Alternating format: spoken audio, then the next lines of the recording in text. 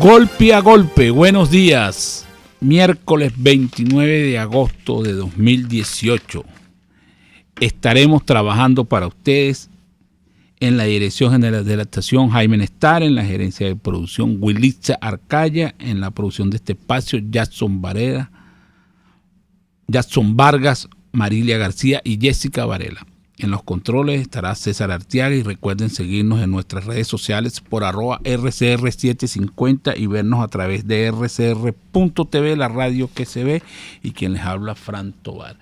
Tengo dos noticias antes de hablar con el invitado. Una es lo que está escrito en costadelsolfm.net. Nicolás Maduro vuelve con que dejen de lavar posetas y vengan a vivir a la patria.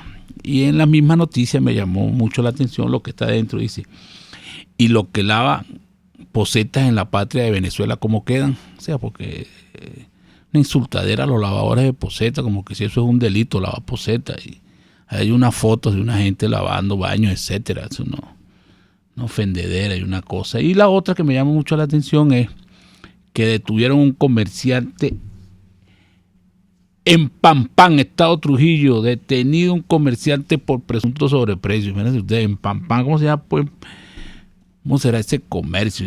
Ahí hay una foto del pueblo y del comercio, o sea, una maltratadera a la gente que de verdad no tiene nombre, pero bueno, como se dice, eso es lo que hay. Y en línea tenemos a Américo de Gracia, diputado de la Asamblea Nacional por el Estado de Bolivia y dirigente de la Causa R. Buenos días, Américo, un placer saludarte. Buenos días, Fran, buenos días a toda Venezuela a través de Radio Caracas Radio y tu programa Golpe a Golpe. Ajá, bueno, mira, Américo, el gobierno ha prohibido a los periodistas documentar las inundaciones no solamente en Amazonas, sino en el estado Bolívar, en todos lados. Pareciera que está prohibido tomar fotos, hacer preguntas, ¿no? Ya vimos un poco lo que pasó con Fumbice, ¿no? Entonces no hay estadística, no hay información real, no se sabe qué es lo que está sucediendo. Lo único que hay son esos que llaman Twitter, Facebook, Instagram, y se ve que lo de las aguas es fuerte, pues entonces debe haber una gran tragedia en las orillas del Orinoco, en todas esas poblaciones, porque el río Orinoco ha subido una barbaridad y bueno, ha afectado a muchas familias y con esta ineficiencia del gobierno es obvio que la situación ahí no debe estar fácil. Sí, bueno, efectivamente yo creo que tú acabas de dar un retrato hablado de lo que intenta o inoficiosamente hacer el gobierno, que es la de invisibilizar la verdad.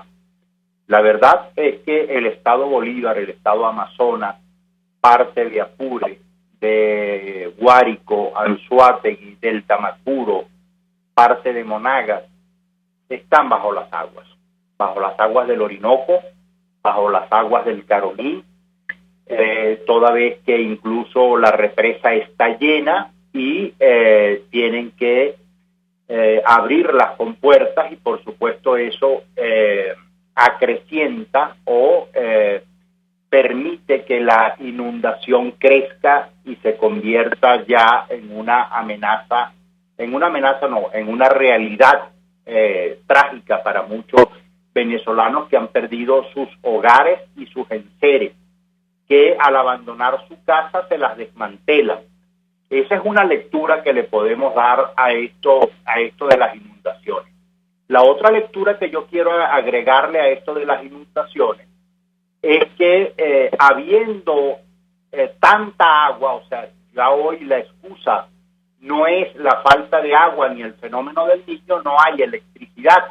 O sea que la verdad se encarga de enrostrarle al régimen su fracaso, su derrota en resolver los temas puntuales que afectan a diario a los venezolanos.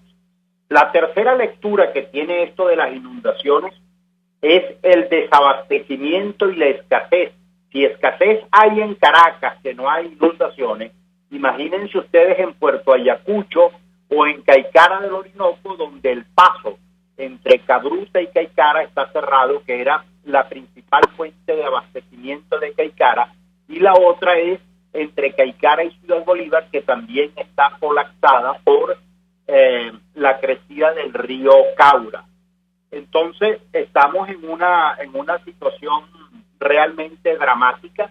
Esa es la realidad, indistintamente que el gobierno la quiera invisibilizar como invisibiliza la epidemia de paludismo, como decía anoche Diosdado Cabello, que era una propaganda en contra de Nicolás Maduro el hecho de que los venezolanos se vayan de Villa Pacaraima en Brasil hasta Boavista a pie, cosa que nosotros hemos podido corroborar y filmar personalmente, no es que me lo contaron. O sea, de modo que de verdad, este es un régimen que ha cabalgado a lo largo de los últimos 20 años sobre la invisibilización de los temas que afectan a los venezolanos. Ajá. Eso hay algo que llama mucho la atención también, Américo, que es el gobernador del estado Bolívar, que no aparece por ningún lado. Perdón, no escuché la pregunta. Estamos conversando con Américo de Gracia, diputado de la Asamblea Nacional por el estado Bolívar. Américo, que el gobernador del estado Bolívar no aparece por ningún lado. Bueno, nosotros en Guayana lo llamamos el usurpador porque efectivamente nunca ganó las elecciones y se la entregaron entre gallos y medianoche y así fue juramentado. Y se la entregaron de esa manera justamente porque él lo que está ahí es resguardando los intereses del régimen y no los intereses de los guayaneses. Entonces no tiene por qué aparecer. La única vez que apareció es colocando unos sacos de arena en la orilla del Paseo Orinoco, como creyendo que con 50 sacos de arena iba a frenar la embestida de la crecida del Orinoco, que por cierto es la crecida histórica más grande en toda su trayectoria o a lo largo de que los guayaneses o los venezolanos hemos ocupado sus orillas. De modo que estamos ante una arremetida fuerte del Orinoco y él es uno de los grandes ausentes, como ausente también está de los temas que ocupan y preocupan a los guayaneses. Américo, hay una noticia que está, como se dice, rompiendo el celofán porque es algo que creo que apareció anoche y está relacionada con que el presidente de Brasil ordenó la movilización de militares hacia la frontera de Venezuela, producto de la diáspora y producto de la situación que se está viviendo ahí de los emigrantes venezolanos que bueno, están copando las poblaciones de Brasil que están cerca de la frontera, sobre todo la que está con el estado Bolívar, que es bastante amplia y concurrida, pues, y Venezuela tiene cierta relación comercial con esos pueblos y con esas ciudades fronterizas. Y quisiéramos saber tu opinión de lo que significa la movilización de militares hacia la frontera, o sea, qué repercusiones puede tener eso para la población venezolana que vive en la frontera con Brasil. Bueno, Dios quiera y la sangre no llegue al río, aun cuando ya efectivamente llegó, porque hubo hechos de violencia en Villa Pacaraima donde lamentablemente los venezolanos de a pie no quedamos muy bien parados. Y por supuesto nosotros lo hemos dicho incluso a través de estos micrófonos de Radio Caracas Radio, hay una suerte de operación Mariel por parte del gobierno, limpiando las cárceles Mariel, aquella fidelada que le hizo Fidel Castro a los Estados Unidos en el puerto de Mariel, cuando limpió sus cárceles de delincuentes, psicópatas y peligrosos, y los mandó a la embajada del Perú en aquel entonces para que se fuesen a los Estados Unidos, y de ahí la película de Al Pacino, Cara Cortada, y todo lo demás es historia. Y que aquí esté ocurriendo lo mismo, limpiando las cárceles de Venezuela, mandando delincuentes de alta peligrosidad hacia las zonas de Brasil y de Colombia, cosa que de una organización criminal como la que nos gobierna a nosotros, yo no lo pongo en duda, y la información que te estoy dando es información de la Policía Federal, toda vez que nos hemos reunido con ellos 2 veces en la ciudad de Boavista. Pero adicionalmente a eso te puedo decir que, y yo debo recordar un hecho histórico que, por cierto, el comunismo pretende ocultar, que fue la invasión de Vietnam a Camboya, una revolución comunista invadiendo a otra revolución comunista que era la revolución de Camboya, dirigida entonces por el cruel, sanguinario y déspota tirano Pol Pot, que condenó su pueblo a la muerte, y finalmente Vietnam, huyendo los camboyanos hacia Vietnam, tuvo que verse en la obligación de invadirla. No quiero decir con esto que eso sea lo que nosotros deseamos, pero obviamente que eso pudiera estar en los anales de la historia, toda vez que le está creando conflictos serios a los países vecinos. Y no me refiero solamente a Colombia y a Brasil, me refiero también que ya hay problemas en el Perú, hay problemas en Ecuador, hay problemas en Chile, hay problemas en Argentina, porque la estampida de venezolanos obviamente que no es normal. Hay problemas en Panamá y todo el mundo lo sabe, son públicas, notorias, comunicacionales. El problema de tener una migración masiva de venezolanos hacia los alrededores, los países del entorno, y que por supuesto todos esos países están con las alarmas encendidas. Y aquí puede eventualmente ocurrir cualquier cosa que no son las que nosotros deseamos, pero ante un gobierno forajido y fallido como el nuestro, también estos elementos tienes que ponerlos sobre el tablero y sobre los escenarios de las cosas que pudieran ocurrir en tiempos presentes. Ajá, Américo, y en la reunión que tuvieron ustedes con las autoridades de Brasil, ¿vieron la situación alimentaria que de alguna manera los sectores fronterizos de Venezuela aprovechan de Brasil? Porque con esto del movimiento de militares pareciera que eso va a impedir un poco esa relación comercial que existe. Bueno, mira, el comercio entre Venezuela y Brasil ha sido muy fluido por lo menos en los últimos 50 años, desde la fundación de Santa Elena de Guairén hace 70 hasta nuestra fecha, y cada día iba creciendo de aquí hacia allá y de allá hacia acá. Ahora es solamente de allá hacia acá, porque Venezuela no tiene absolutamente nada que exportar, y el contrabando de la gasolina, de la que se pudiera eventualmente beneficiar a Brasil, y este se beneficia, está controlada por la casta militar venezolana, no es por los brasileños. A nosotros siempre nos ha afectado, y en este momento nos afecta más, un cierre de frontera con Brasil. ¿Por qué? Entre otras, la más fundamental, más que la comercial, es la sanitaria.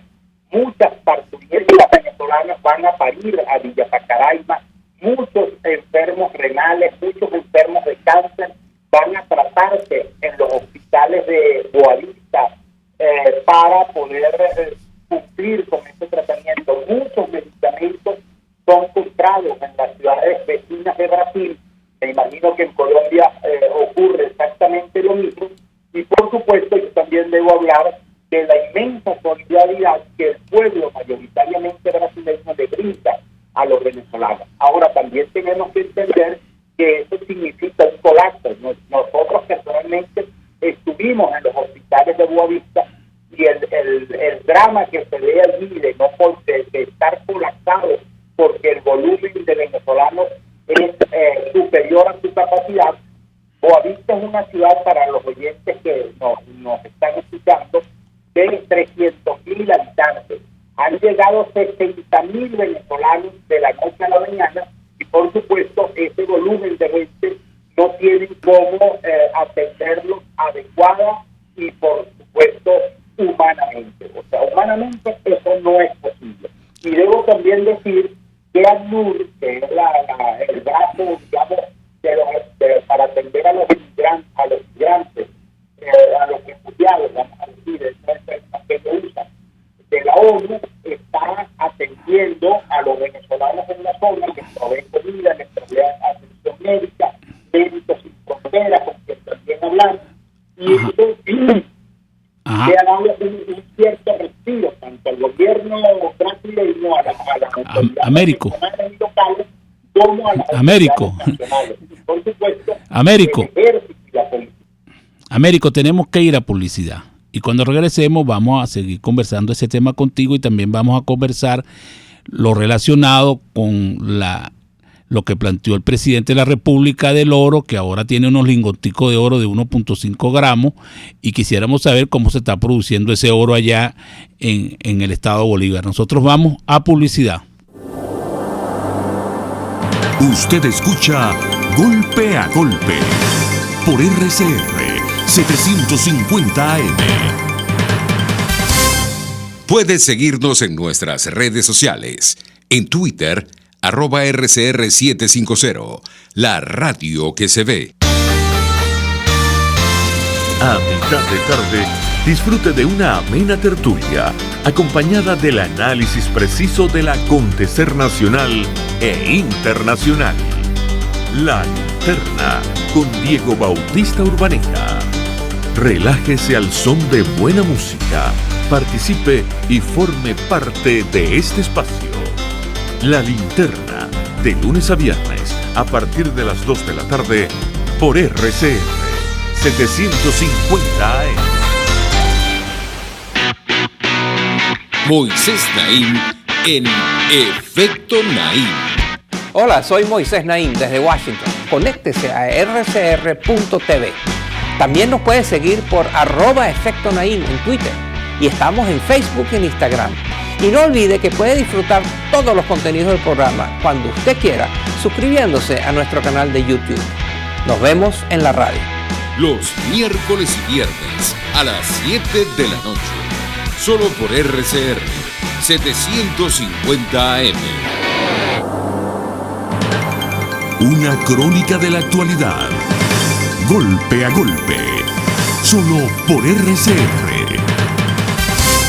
De regreso en Golpe a Golpe y seguimos en línea con Américo de Gracia, diputado de la Asamblea Nacional por el Estado Bolívar. Américo, te habíamos dejado una pregunta en el aire, pero no la oíste completa, entonces te la queremos repetir, que está relacionada con que el presidente de la República está planteando que la gente ahorre en oro. Es evidente que debe estar sacando algo de oro del Estado Bolívar, o es que eso es pura ilusión, pura cosa ficticia. No, yo creo que la pregunta es pertinente, es válida y es oportuna. De que el presidente y el arco minero está arrojando oro es cierto, y está arrojando el peor oro de nuestra historia, que es un oro de sangre. El día miércoles 22 de agosto de la semana pasada, en el municipio Sucre del estado Bolívar, capital Maripa, en la población Javí de una población indígena, una etnia indígena yecuana, el Silencio, hubo una masacre donde desaparecieron 15 personas, de las cuales 10 están heridas, 6 están muertas. De esos 6, 4 están decapitados.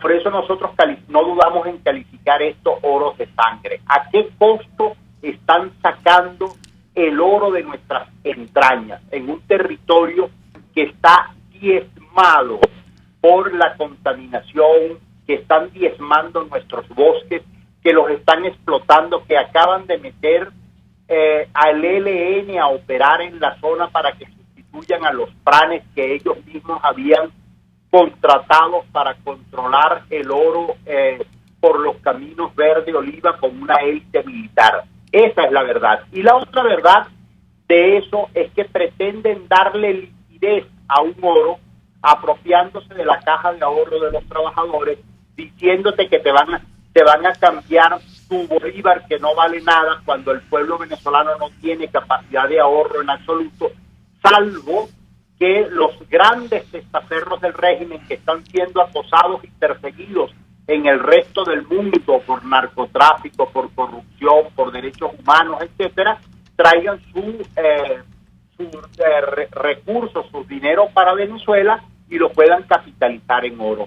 Pero obviamente yo no dudo en calificar el oro de Maduro como un oro de sangre. Esa es la verdad que hoy lamentablemente se vislumbra en el arco minero del Orinoco, que no es cualquier territorio. Estamos hablando, el arco minero del Orinoco ocupa el 12% de todo el territorio nacional. Es un espacio mucho más grande que toda la República de Cuba junta.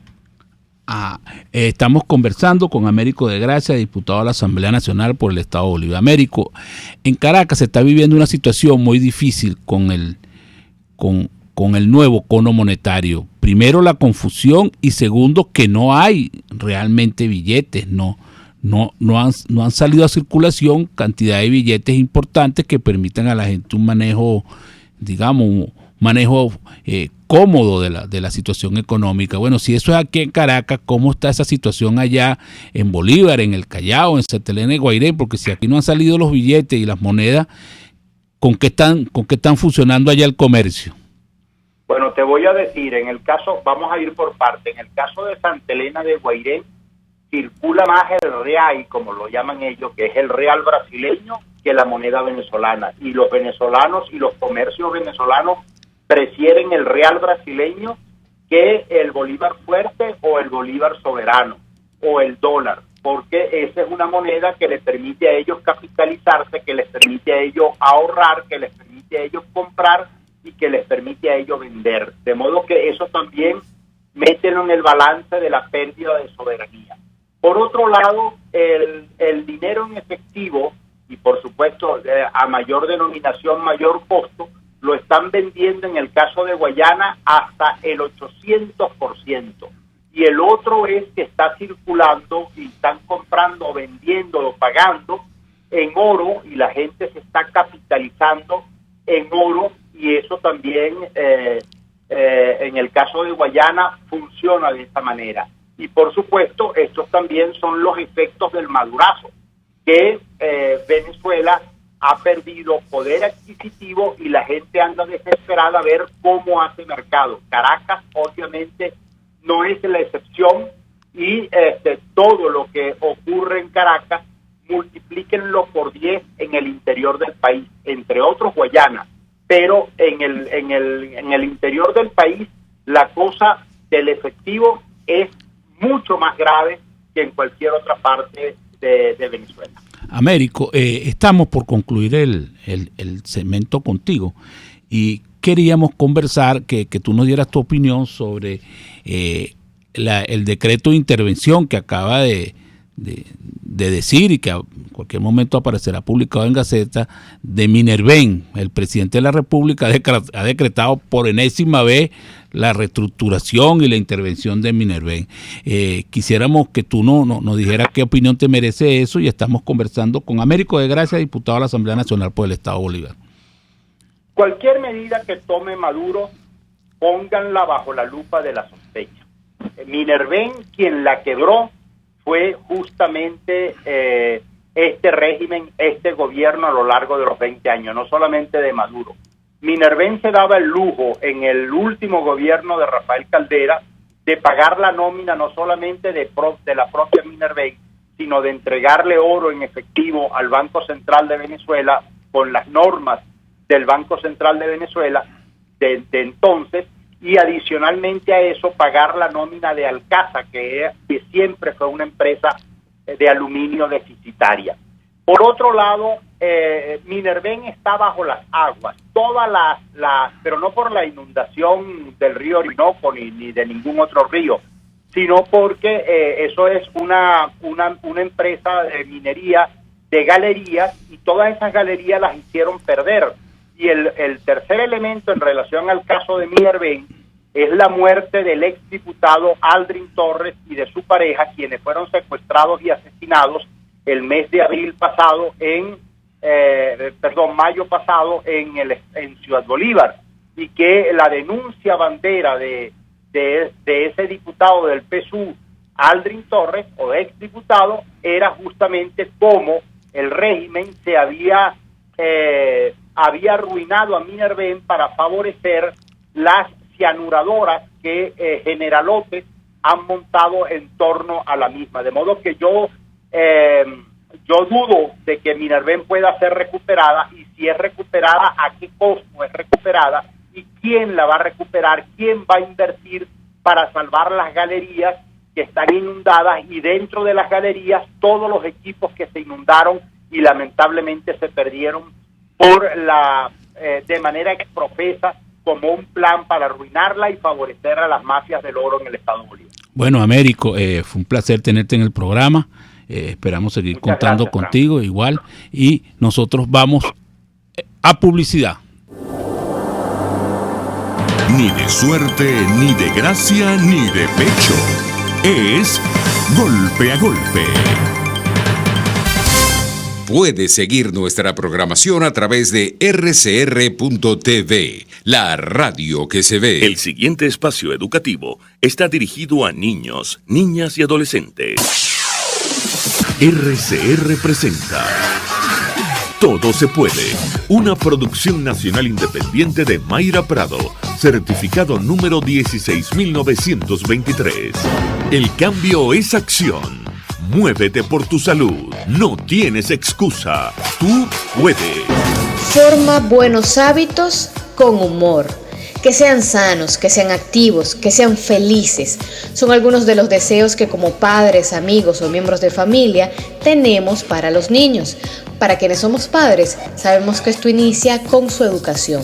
Para el tema de todo se puede, educarlos para llevar una alimentación sana, hacer ejercicio, cuidar de su cuerpo, pueden ser algunos de los objetivos. El gran detalle, especialmente a los niños y adolescentes, podría parecerles aburrido. ¿Y qué tal si a la educación le agregamos el humor? Un ambiente alegre y libre de tensiones, una influencia positiva y sensación de seguridad personal son algunos de los beneficios del humor en la vida cotidiana. Ambiente que facilita la introducción de valores. Pero un buen sentido del humor es una habilidad que los padres deben ayudar a desarrollar desde la infancia, criando no solo a niños más felices, sino que también mejor adaptados y preparados emocionalmente para el mundo de hoy. Te traje 3 tips. Enseña y comparte con los niños lo divertido de la vida diaria. ¿Cómo? Encuentra algo gracioso dentro de la cotidianidad. Enciende su creatividad. Alaba sus ocurrencias y conversa sobre ellas. Desarrollarás su capacidad de expresión. Y tal como Jaimito, tenga a la mano un chiste. Un niño que aprenda con humor no solo será un pequeño feliz, sino que estará empezando un camino a convertirse en un adulto sano y estable. RCR presentó Todo se puede con Mayra Prado.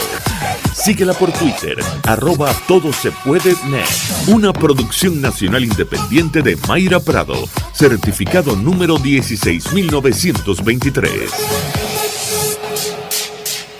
Les habla Rafael del Rosario, concejal de Chacao. ¿Sabía usted que más del 70% de las protestas en nuestro país se debe a la falla de los servicios públicos? El Estado debe garantizar el óptimo funcionamiento de los servicios fundamentales para nuestra vida cotidiana, tales como agua, luz, gas, aseo y transporte. ¿Qué esperas? Haz valer tus derechos. Conéctese a la emoción del hippismo nacional e internacional en Trasnocho Hípico, con la llave ganadora, Jesús Oropesa y Héctor Alonso. Estadísticas, entrevistas, pronósticos. Trasnocho Hípico, todos los miércoles, jueves y viernes a las 11 de la noche. Solo por RCR Deportes, 750 AM.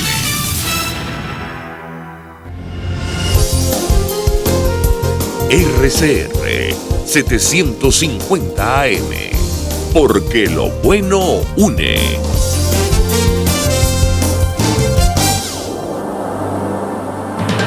Golpe a golpe, el cuento completo entre lo irónico, lo serio y lo ácido. Y estamos de regreso en Golpe a Golpe. Bueno, estamos viendo las noticias que son las que llaman la atención, ¿no? está la situación de los estacionamientos, que ahora están pidiendo una tarifa de 50 bolívares soberanos, lo que equivale a 5 millones de bolívares de los viejos. También hay una noticia que llama mucho la atención, está publicada aquí en costadelsolfm.net, es una noticia con un video, es Padrino López admite ante directiva militar que ajustar sus tablas salariales al nuevo incremento del mínimo es inviable. Ajá, entonces eso es para que lo tomen en cuenta y lo lean y vean que la situación no está fácil. Y en línea tenemos a Juan Pablo Olalquioaga, presidente de Conindustria. Buenos días, Juan Pablo, un placer saludarte. Buenos días, Frank, ¿cómo estás? Buenos días a todos los oyentes. Muchas gracias por llamarme. Juan Pablo, este gobierno está como aquella famosa novela del derecho de nacer, esperando que don Rafael hable para saber qué es lo que va a pasar con las prestaciones sociales, qué es lo que va a pasar con el Cetatic y qué va a pasar con la tabla salarial.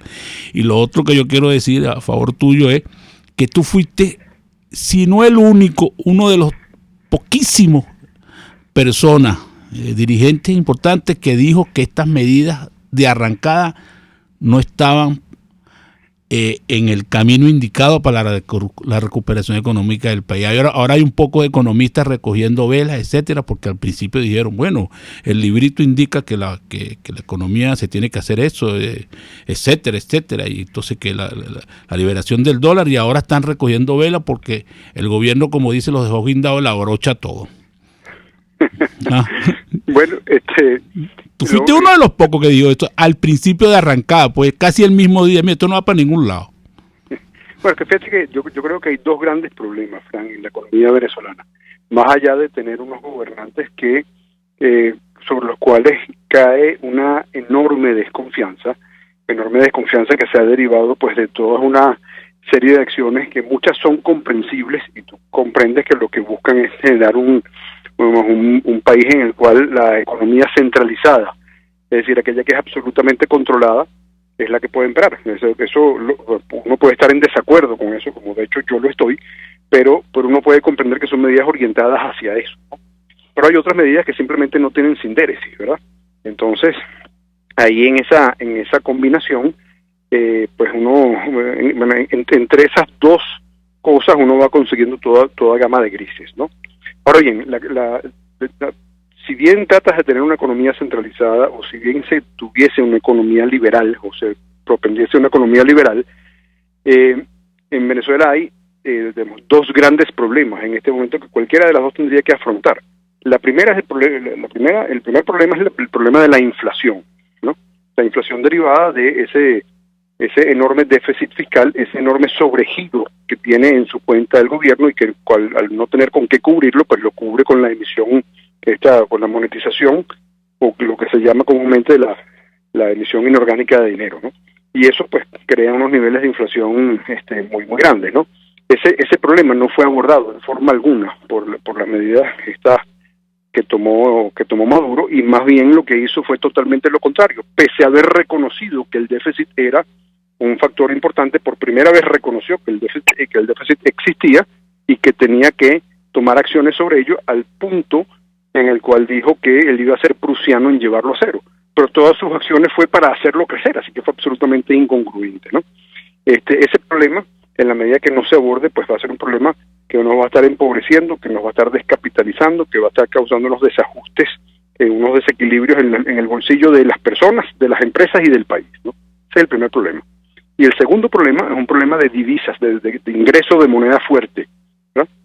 Venezuela, que vivía principalmente de los ingresos petroleros, pues los ingresos petroleros se fueron a unos niveles que son inconsistentes con la posibilidad de que el país subsista, ¿verdad? Entonces, en la medida en que no se corrige ese problema, bien sea por la vía de generar nuevos ingresos a través del petróleo, o más ingresos a través del petróleo, bien sea por la vía de exportar productos distintos del petróleo, o bien sea por la vía de reestructurar la deuda externa que tiene Venezuela, o bien sea por una combinación de los tres, que sería lo deseable, pues tampoco vamos a poder tener capacidad de poder recuperar el acceso al crédito internacional, de manera tal de traer aquellas materias primas que se dejaron de fabricar en Venezuela. Ninguna de estas medidas apuntó hacia ninguno de esos dos problemas. En consecuencia, la previsibilidad de que las medidas no eran las adecuadas, pues era, pues, a mi juicio, relativamente visible, ¿no? Pablo, aparte de todo eso que tú has dicho, hay una situación que es inmediata, que yo la estoy viendo aquí y que yo veo que parece que nadie la cacarea, que es la situación. El 1 de septiembre, que es la siguiente situación, el 1 de septiembre entra en vigencia el nuevo salario mínimo, 1.800 soberanos, 180 millones de bolívares. Es obvio que las empresas tienen que ajustar, tienen que poner sus precios, sus nuevos precios. Bueno, las empresas que presten servicios, los restaurantes. Hay unas empresas que automáticamente tienen que ajustar sus costos porque, bueno, con ese aumento y con un nuevo aumento y esa nueva, digamos, ese nuevo costo hay que ajustarlo. Pero aparte de eso, el gobierno no ha dicho cuáles son las incidencias laborales de esos costos, no se sabe cuál es el ZTIC. Entonces, ¿cómo va a ser una empresa el 1 de septiembre para ponerle, por decir, las empresas de seguridad cuánto van a cobrar? Las empresas de limpieza, que al presidente parece que no le gusta que laven poseta, pero bueno, alguien tiene que hacer ese trabajo, y en Venezuela yo creo que es un trabajo muy digno, pues he trabajado con bastante gente de empresas de limpieza, y vaya mi saludo para ellos. Ahora, ¿cómo van a hacer esas empresas que se encargan de ese tipo de servicio para colocar un precio? O sea, el primero tienen que decirle, mira, el ZTIC es tanto, esto va para las prestaciones, esto no va, o si va todo. Esto es, me van a perdonar, pero esto para mí es una loquetera, esto no es ningún plan político para nada, esto es lo que es un gran desorden. Bueno, la primera observación, Fran, y siendo muy consistente con la observación sobre las personas que lavan posetas a las cuales tú has hecho referencia, las personas que se encargan de limpieza, donde quiera que sea, son unas personas que están ejerciendo un trabajo. Y además, en la medida en que sea un trabajo decente, un trabajo, honrado, pues es un trabajo digno, ¿verdad? Un trabajo sobre el cual cualquiera puede estar orgulloso del trabajo que hace, independientemente de cuál sea su función, ¿verdad? Yo prefiero lavar posetas que ser un ministro que roba, ¿verdad? Yo prefiero estar permanentemente siendo una persona honesta, aun cuando mi trabajo requiera de menos destrezas intelectuales, que estar en una posición mucho más alta y que aprovecho de esa posición para delinquir, ¿no? Entonces yo creo que en Venezuela la percepción que tenemos del trabajo digno tiene que estar orientado hacia la persona que sea correcta, la persona que sea honesta y la persona que la persona que contribuya. No a reírnos de aquellos que, como consecuencia de que han tenido una posición en la cual han tenido acceso a dinero de otros, en este caso dinero público, pues han delinquido, han robado y han saqueado, lo cual me parece deleznable. Pero más allá de ese comentario, también estoy absolutamente de acuerdo contigo con que en Venezuela en este momento estamos en la anarquía en la economía. Las economías no se pueden conducir sobre la base de la incertidumbre. En este momento las empresas ciertamente no tienen cómo calcular sus costos. Recibieron un anuncio de quien se supone que está gobernando, digo quien se supone porque esta persona, sobre esta persona pesa además un tema de legitimidad que es muy importante, ¿verdad? Pero bueno, esta persona salió, anunció el nuevo salario mínimo. Ese salario mínimo ha debido salir en Gaceta de forma tal de que fuese oficial. No ha salido en Gaceta. Hay muchos que ya se han anticipado a elevar o a insertar eso en sus estructuras de costo, y por ende han aumentado sus precios derivados del crecimiento de su estructura de costo, y ahora se encuentran con que lo que se anunció pues no tiene respaldo en la Gaceta oficial. Entonces están en la incertidumbre de si acaso los deben mantener o los deben volver a ajustar. Cualquier estructura de políticas públicas que se va tomando tiene que tener, lo primero que tiene que tener es sentido económico. Lo segundo que tiene que tener es certidumbre, lo que se dice es efectivamente lo que se va a hacer. Y lo tercero que tiene que tener es que tiene que tener congruencia, una medida con otra medida, ¿no? Y yo creo que aquí no tenemos las medidas que se van tomando pues no tienen sentido, ¿verdad? No tienen congruencia, y digamos lo que van consiguiendo es mantenernos a todos los actores económicos en un nivel de zozobra permanente.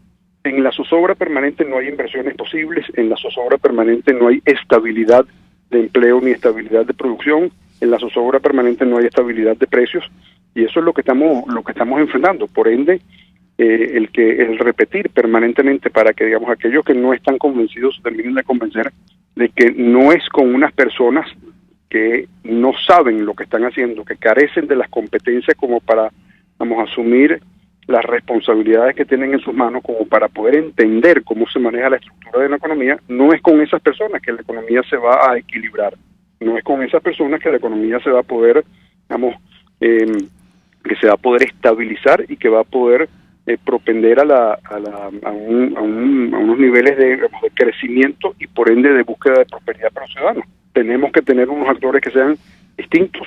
En Venezuela hay enormes cantidades de economistas que si estuviesen en puestos de gobierno, pues podrían estructurar o podrían aplicar muchos de los planes que ya existen debidamente y podríamos tener un país que es totalmente distinto de este. Podríamos estar hablando hoy de cifras de crecimiento del Producto Interno Bruto, de cifras de crecimiento del poder adquisitivo, en vez de estar hablando de la zozobra en la cual nos encontramos, Frank.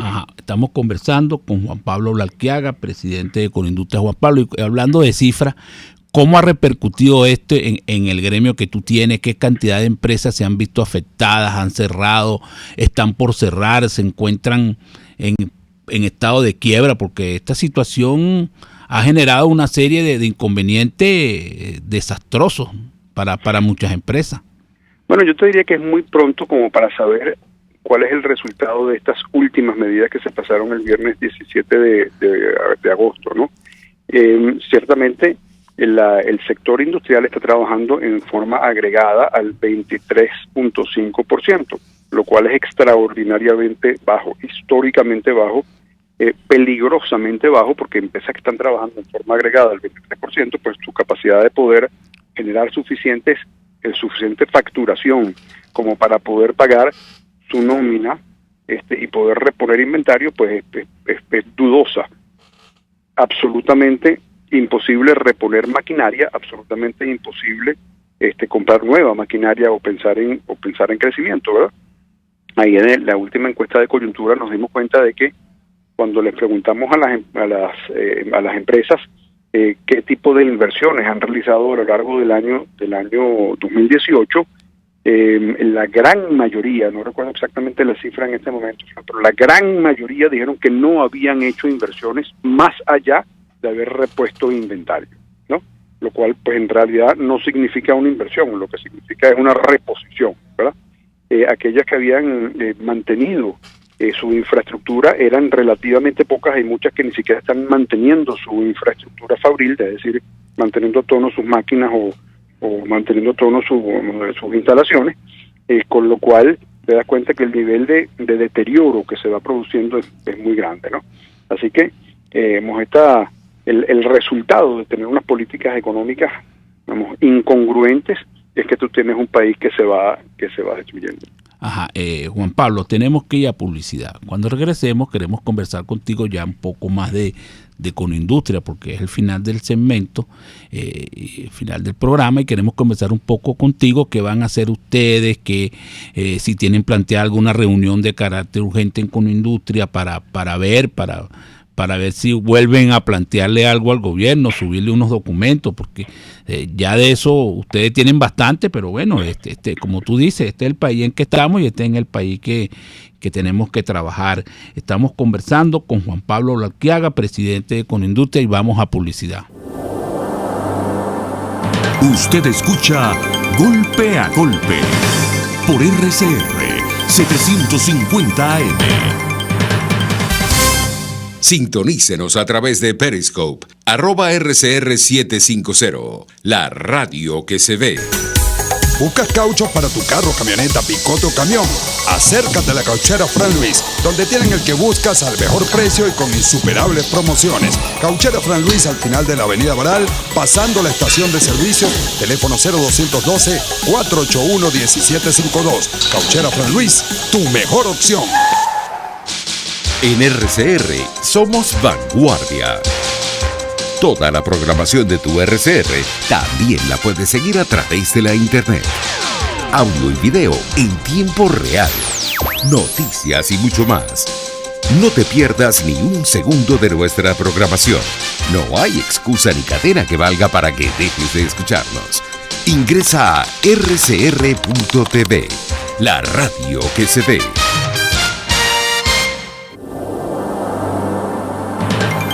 Una crónica de la actualidad. Golpe a golpe. Solo por RCR. Estamos de regreso en Golpe a Golpe. Estamos conversando con Juan Pablo Olalquiaga, presidente de Econoindustria. Le habíamos dado una pregunta en el aire a Juan Pablo que está relacionada con Econoindustria, con propiamente la institución que él dirige, y que si tenían algún planteamiento, si ustedes iban a hacer alguna reunión de carácter urgente para visualizar qué situación es la que le viene a los agremiados de ustedes, qué van a hacer, qué planteamiento van a hacer, porque como yo digo, ya ustedes han hecho varios documentos, pero bueno, que este es el país en que estamos y este es el país que tenemos que vivir. Bueno, Fran, ahí lo que te puedo responder es lo siguiente. En Econoindustria opera lo que se llama el comité de coyuntura, que va analizando los últimos sucesos en materia de entorno para las empresas, y sobre eso va emitiendo unas recomendaciones. Ese comité se reunió el viernes pasado, habiendo esperado una semana desde que cuando se tomaron las medidas, como para poder entender un poquito, habiendo pasado los días, cuál era el resultado de esto, de estas medidas que se habían pasado, entendiendo pues la profundidad del desajuste que van causando, y también atendiendo a una necesidad de guía por parte de cámaras sectoriales y regionales o empresas. En consecuencia, pues ahí construimos un memorándum interno de recomendaciones que le pasamos a las empresas, recomendaciones entre las cuales estaba una revisión muy exhaustiva de su estructura de costos o de sus estructuras de costos, de forma tal de que pudiesen, sostener, explicar, justificar ante posibles fiscalizaciones agresivas, cómo se estructuraba sus costos, de manera tal de que pudiesen soportar muy bien por qué los precios que se tenían, ¿no? Además de eso, hubo una recomendación que sale de nuestra comisión laboral en cuanto a si se debe aceptar esta oferta de absorber nóminas por parte del Estado. Recomendación pues que nosotros decimos que no se debe aceptar, por cuanto se rompe el vínculo que hay entre el empleador y el empleado, entre el patrono o la relación laboral que hay entre el patrono y el empleado, ¿verdad? En la medida en que tú aceptes que vaya otra persona a pagar las nóminas por ti, esa persona se convierte verdaderamente en el patrono, pasa a ser el patrono, y la relación se distorsiona de una manera muy importante, más allá de que tú estás agregándole al problema cuando haces esto, porque sabe que el gobierno nacional, como no tiene los fondos, como está sobregirado, pues va a tener que emitir más dinero en orgánico para cubrirte eso. Finalmente, ahí te diría que si el gobierno quisiese ayudar, verdaderamente no habría tomado sendas medidas que son incongruentes. ¿Cuáles son estas sendas medidas? La primera es la de incrementar de una manera muy fuerte los impuestos. Aquí no solamente se ha elevado el IVA desde 12 puntos a 16 puntos, lo cual es una tercera parte, sino que además se ha puesto a que sea enterado las retenciones de IVA semanalmente. El proceso de pagar o de enterar retenciones de IVA conlleva el corte de facturación un día antes de que se produzca el proceso de retención, porque tú tienes que hacer todos los cálculos de libros de ventas y libros de compras, y además te inhibe de poder facturar mientras estás en ese proceso de corte, porque tu cliente también está en ese proceso de corte y no puede recibir facturas que tú emitiste antes del cierre, después del cierre de ellos. Así que esto te genera unos problemas logísticos, comerciales importantes.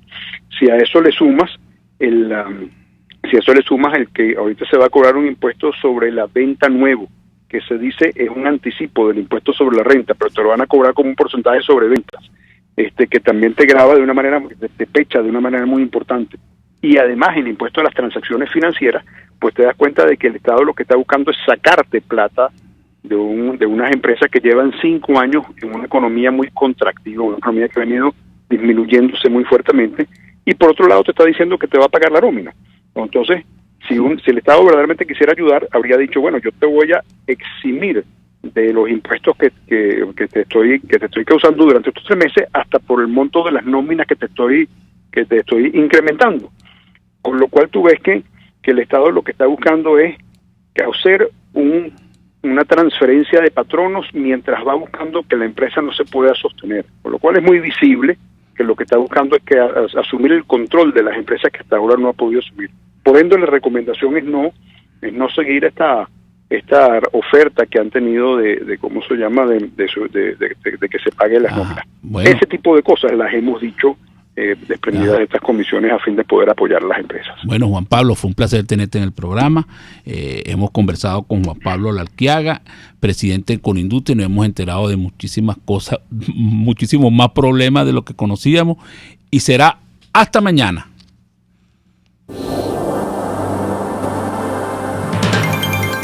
RCR presentó Golpe a Golpe. Para cualquier comentario o sugerencia, escriba a golpeagolpe@rcr.com.be.